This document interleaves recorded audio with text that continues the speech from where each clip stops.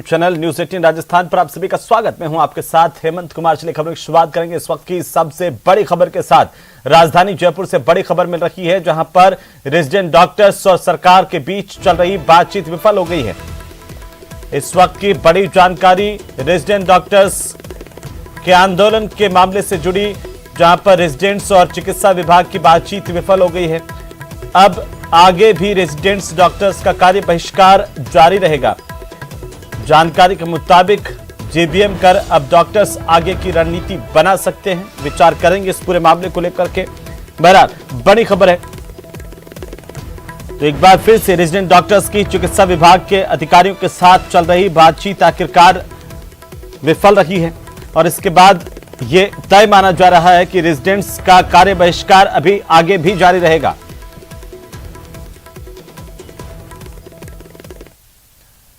तो चलिए आगे बढ़ेंगे। धौलपुर जिला अस्पताल के फीमेल वार्ड में एक मेल नर्स के साथ मारपीट के मामले ने तूल पकड़ लिया है। मारपीट का यह वीडियो सोशल मीडिया पर वायरल हो गया, जिसके बाद जिला अस्पताल के पीएमओ डॉक्टर समरवीर सिंह सिकरवार ने कोतवाली थाना पुलिस और एसपी को तहरीर देकर असामाजिक तत्वों के खिलाफ कार्रवाई करने की मांग की है। यह वाकया रविवार और सोमवार की मध्यरात्रि का बताया जा रहा है, जब आरोपों के मुताबिक ड्यूटी के दौरान मेल नर्स रामरतन के साथ वार्ड में घुसे आधा दर्जन लोगों ने जमकर मारपीट की। मारपीट करने के बाद असामाजिक तत्वों ने वार्ड में हंगामा किया, मरीजों को परेशान करना शुरू कर दिया। हंगामे के बाद मौके पर पहुंची पुलिस को देखकर असामाजिक तत्व मौके से भाग खड़े हुए। बहरहाल ये तस्वीरें वायरल हुई है सोशल मीडिया पर। हालांकि न्यूज 18 राजस्थान इस वायरल वीडियो की पुष्टि नहीं करता। मेल नर्स के साथ मारपीट के आरोप हैं और इसे लेकर के सीएमएचओ की तरफ से गुजारिश की गई है एसपी से कि इस पूरे मामले में कार्रवाई की जाए सामाजिक तत्वों के खिलाफ।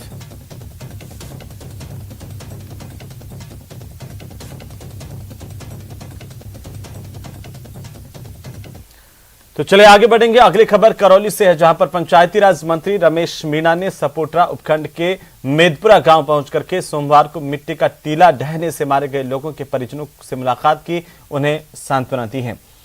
मंत्री ने कहा कि मुख्यमंत्री अशोक गहलोत भी हादसे के प्रति गंभीर हैं और उन्होंने अपनी संवेदनाएं जाहिर की है। साथ ही मंत्री मीणा ने कहा कि मृतकों के परिजनों को मुख्यमंत्री सहायता कोष से 5-5 लाख रुपए की सहायता दी जाएगी। इसके साथ ही पीड़ित परिजनों को सरकारी योजनाओं का लाभ दिलाया जाएगा। और इस दौरान मंत्री की पहल पर सपोटरा सरपंच संघ की ओर से 6,81,000 रुपए और करौली जिला प्रमुख प्रधान समेत दूसरे जनप्रतिनिधियों ने पीड़ित परिवारों को 1,11,000 रुपए की आर्थिक सहायता राशि सौंपी है। इस दौरान दूसरे अधिकारी और जनप्रतिनिधि भी मौजूद रहे। तो करौली में पंचायती राज मंत्री रमेश मीणा पहुंचे। सपोटरा उपखंड में मेदपुरा गांव पहुंच करके मृतकों के परिजनों से उन्होंने मुलाकात की, सांत्वना दी है।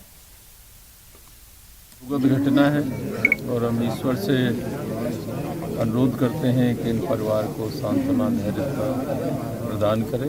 और जो घटना घटी है वो ऊपर वाली कृपा है, क्योंकि ये कोई ऐसा काम भी नहीं कर रहे थे, खेत बजा रहे थे और अचानक वहाँ रुक जाना और मिट्टी में दबकर 6 लोगों की मृत्यु हुई। एक महिला गर्भवती थी और घायल हैं।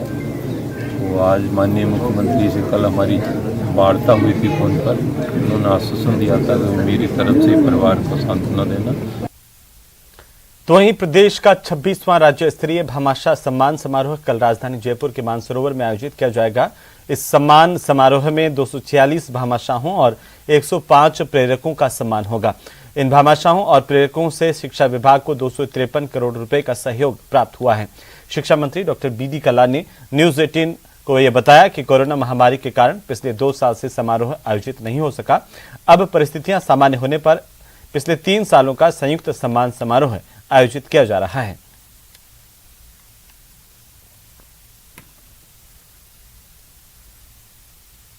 देखिए, कोविड के कारण पिछले 2 वर्षों में भामाशाह अवार्ड हम नहीं दे पाए थे, तो पूरे 3 वर्षों का एक साथ 12 अक्टूबर को हम भामाशाह सम्मान समारोह कार्यक्रम आयोजित कर रहे हैं।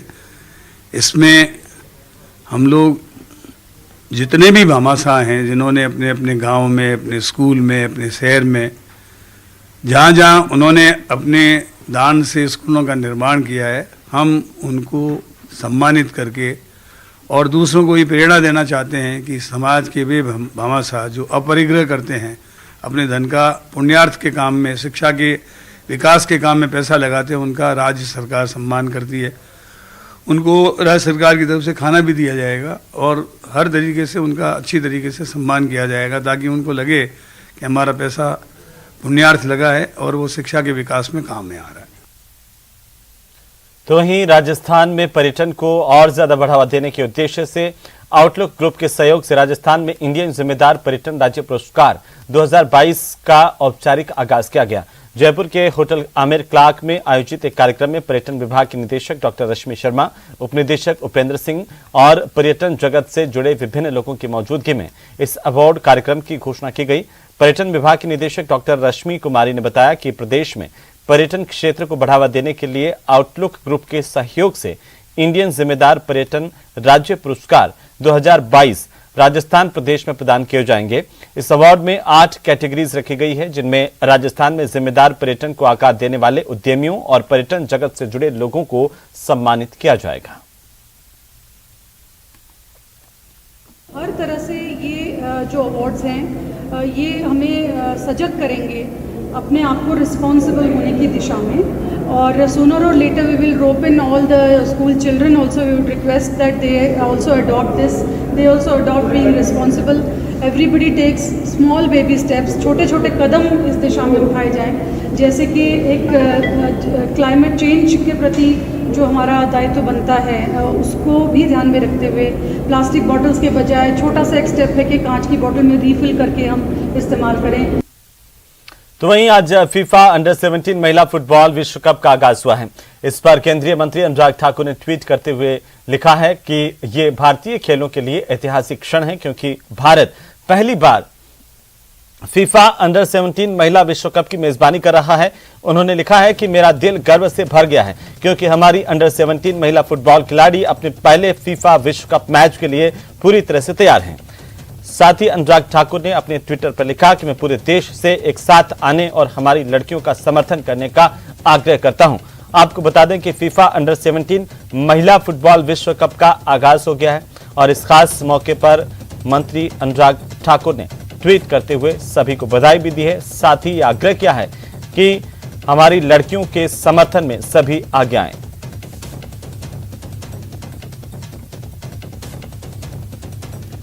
तो वहीं केंद्रीय मंत्री अनुराग ठाकुर ने ट्वीट करते हुए लिखा है कि भारतीय खेलों के लिए ऐतिहासिक क्षण है फीफा अंडर 17 महिला फुटबॉल का आगाज, क्योंकि पहली बार भारत फीफा अंडर 17 महिला विश्व कप की मेजबानी कर रहा है।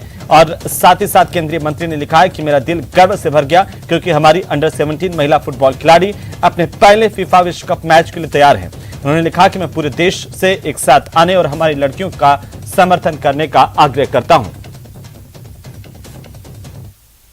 तो वहीं राजधानी जयपुर में जलदाय विभाग का पहला पिंक डिवीजन शुरू हो चुका है। मालवीय नगर स्थित जलदाय विभाग के कार्यालय में महिलाओं ने कमान संभाल ली है। यहां पर कर्मचारी से लेकर के अधिकारी तक सब महिलाएं ही लगाई गई हैं।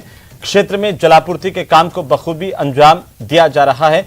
हमारे संवाददाता अरबाज अहमद ने इस खास मौके पर पिंक डिवीजन का जायजा लिया है, आप भी देखिए।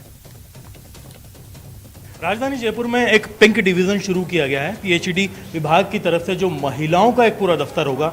ये महिलाएं आप देख सकते हैं कि खास तौर पर अलग अलग कैडर में हैं, जो चाहे एईएन है, जेईएन है, एक्सीएन है, तमाम महिलाएं मिलजुल करके पूरा मोर्चा संभाल रही हैं। और राजस्थान में इस अनूठी पहल को जयपुर से शुरुआत किया गया है। निशा जी, आपसे जानना चाहेंगे किस तरह की आपकी जो है नारी शक्ति की जो है खास चीज़ें यहाँ देखने को मिलेंगी, और पूरी टीम आपकी तैयार है, पूरा ऑफिस एक तरह से महिलाओं को डेडिकेटेड है। दिन रात जो हमारे यहाँ पर जो भी समस्या आती है, चाहे से आम जन की, सुबह से लेके रात तक 24/7 तक वो अपना काम लगातार करती रहती है, क्योंकि आप सब जानते हैं कि पानी का काम ऐसा जो रुकता नहीं है। राजस्थान में काफ़ी चुनौती रहती है, तो आपके लिए भी बड़ी चुनौती रहेंगी? बहुत चुनौतियाँ रहती हैं हमारे लिए। हमारी जो भी ये टीम है पूरी, ये सारी रात भर फील्ड में रहती हैं, पंप हाउसेस को संभालती हैं। एक भी टाइम ऐसा नहीं आता कि ये लोग फील्ड में नहीं हो। तो मेरी टीम है तो मैं हूँ, इनके बिना मैं कुछ भी नहीं हूँ। तो ये है वो महिला शक्ति जलदाय विभाग की, जो मालवीय नगर के इस ऑफिस में पूरा पिंक ऑफिस संभालेंगे और ये महिलाओं का दफ्तर होगा, महिलाएं काम करेंगी, सारी चुनौतियां महिलाएं ही संभालेंगी। कैमरा पर्सन यासीन के साथ में अरबाज अहमद, न्यूज़ 18 के लिए जयपुर से। तो चलिए आगे बढ़ेंगे और इसी बीच इस वक्त की बड़ी खबर मिल रही है झुंझुनू से। इस वक्त की बड़ी जानकारी, जहां पर केंद्रीय मंत्री गजेंद्र सिंह शेखावत का बड़ा बयान सामने आया है। केंद्रीय मंत्री गजेंद्र सिंह शेखावत ने मंत्री राजेंद्र गुढ़ा को लेकर के ये बड़ा बयान दिया है। उन्होंने कहा कि बिन पैंदे के लौटे की प्रतिमूर्ति है मंत्री राजेंद्र गुढ़ा। कब, कहां और किसके साथ खड़े होंगे ये सिर्फ वही जानते हैं या फिर राम जाने। केंद्रीय मंत्री गजेंद्र सिंह शेखावत ने कहा कि राजेंद्र गुढ़ा की बातों को तो उनके घरवाले भी गंभीरता से नहीं लेते होंगे। मंत्री राजेंद्र गुढ़ा के पड़ोसी गांव पौंख में गजेंद्र सिंह शेखावत एक कार्यक्रम में शिरकत कर रहे थे। इसी दौरान उन्होंने ये बयान दिया है। क्या कुछ केंद्रीय मंत्री गजेंद्र सिंह शेखावत ने राजस्थान सरकार के मंत्री राजेंद्र गुढ़ा को लेकर के कहा, आप भी सुनिए। मुझे लगता है कि उनकी बात को शायद उनके घर वाले भी गंभीरता से नहीं लेते हो।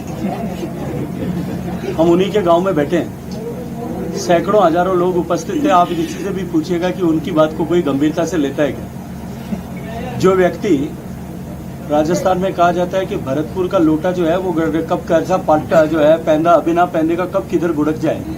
मुझे लगता है लोटा तो नहीं है, लेकिन नेता भरतपुर के जो है वो यहाँ के स्थानीय विधायक और जो मंत्री हैं वो उसकी बिल्कुल जो है प्रतिमूर्ति है। कब वो कहाँ किसके साथ में खड़े होंगे, बसपा में होंगे, कांग्रेस में होंगे, अशोक गहलोत के साथ होंगे, पायलट साहब के साथ में होंगे, शायद या तो वो जानता है या उनका राम जानता है। तो चलिए आगे बढ़ेंगे। आम आदमी को महंगाई से राहत देने के लिए शुरू की गई इंदिरा रसोई में भोजन की गुणवत्ता और पारदर्शिता को लेकर के मुख्यमंत्री अशोक गहलोत ने नए निर्देश जारी किए हैं। इसके मुताबिक अब हर विधायक अपने इलाके की इंदिरा रसोई में महीने में एक बार खाना खाएगा। आखिरकार इसका मकसद क्या है, ये खास रिपोर्ट आप देखिए।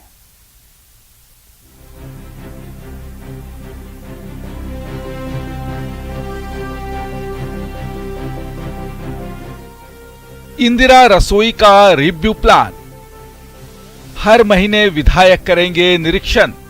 500 से चालू किया था तो आज 1000 पे पहुंच रहे हैं इंदिरा रसोई योजना में। तो इंदिरा रसोई योजना में छोटी छोटी नगर पालिकाओं में भी, परिषदों में भी, नगर निगम में भी, और बल्कि प्राधिकरण और यूआईटी के एरिया में भी जो है वो अब ये इंदिरा रसोई योजना चालू की जाएगी। विधायक चखेंगे इंदिरा रसोई का खाना। नो डाउट अच्छा डिसीजन है। इंदिरा रसोई जनता से जुड़ा हुआ मामला है। गरीब आदमी को 8 रुपए में भोजन मिलता है। भोजन अच्छा हो, शुद्ध हो, कोई कमी हो तो एमएलए डायरेक्शन दे सकता है, उसको ठीक करवा सकता है। महंगाई के असर से आम आदमी को सुरक्षा देने के लिए शुरू हुई इंदिरा रसोई योजना को लेकर सीएम गहलोत के इस निर्देश का दूरगामी असर तय है। मुख्यमंत्री अशोक गहलोत ने इंदिरा रसोई योजना में परोसे जा रहे भोजन की गुणवत्ता और योजना में पारदर्शिता की नियमित मॉनिटरिंग करने के निर्देश दिए हैं, जिसके मुताबिक हर कांग्रेस विधायक अपने इलाके की इंदिरा रसोई की गुणवत्ता की रिपोर्ट तैयार करेगा। माननीय मुख्यमंत्री जी की पहले प्राथमिकता है कि सरकार चाहती है जो ऐसे असहाय लोग होते हैं जिनकी आय बहुत कम होती है और उनको भोजन की व्यवस्था नहीं हो पाती है, तो वो निश्चित तौर पर इससे सस्ता खाना कहीं मिल नहीं सकता।